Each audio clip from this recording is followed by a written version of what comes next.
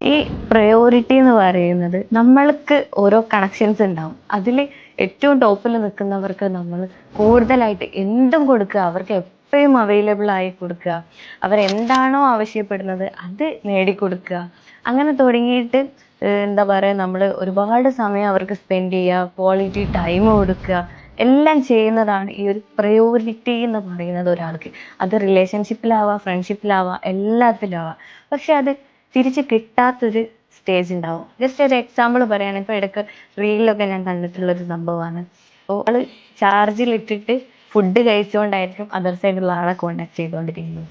അപ്പോൾ ഇപ്പുറത്തുള്ള ആൾ പറയാണ്, ചിലപ്പോൾ അതിൽ ചാർജ് കുറച്ചെങ്കിലും ഉണ്ടാവും, ഈ വിളിക്കുന്ന ആളെ ഇതിൽ ചിലപ്പോൾ കുറഞ്ഞ പെർസെൻറ്റേജ് മാത്രമേ ഉണ്ടാവുള്ളൂ. അപ്പോൾ ഇപ്പുറത്ത് നിൽക്കുന്ന ആൾ പറയാണ്, ചാർജ് ഇല്ല, ഞാൻ ചാർജ് ആക്കിയിട്ട് വരാം, അല്ലെങ്കിൽ ഞാൻ ഫുഡ് കഴിച്ചിട്ടില്ല, ഫുഡ് കഴിച്ചിട്ട് വരാം. ഇപ്പുറത്തെ ആൾ ഇതെല്ലാം ചെയ്തുകൊണ്ടാണ് ആളെ വിളിച്ചുകൊണ്ടിരിക്കുന്നത്. മറ്റേ ആൾ പ്രയോറിറ്റി കൊടുക്കാത്തത് കൊണ്ടാണ് ഈ രീതിയിൽ സംസാരിക്കുന്നത്. ജസ്റ്റ് ഒരു എക്സാമ്പിൾ മാത്രമാണ്. അപ്പോൾ നമ്മളിങ്ങനെ അങ്ങോട്ട് കൊടുത്തിട്ടും തിരിച്ച് കിട്ടാത്ത കേസാണെങ്കിൽ മാക്സിമം ഇവരിങ്ങനെ അത് അഡ്ജസ്റ്റ് ചെയ്യാൻ വേണ്ടിയിട്ട് ശ്രമിക്കും. പക്ഷെ പിന്നെ പതിയെ പതിയെ പതിയെ അത് നമുക്ക് തിരിച്ചറിയുന്ന ഒരു സമയത്ത് നമുക്ക് മനസ്സിലാക്കും എല്ലാം വെറുതെ ആയിരുന്നു എന്നത്. അപ്പോൾ നേരത്തെ തന്നെ ഈ കാര്യങ്ങളൊക്കെ മനസ്സിലാക്കി കഴിഞ്ഞാൽ നമുക്ക് കൂടുതൽ ടെൻഷൻ അടിക്കേണ്ട ആവശ്യം വരും.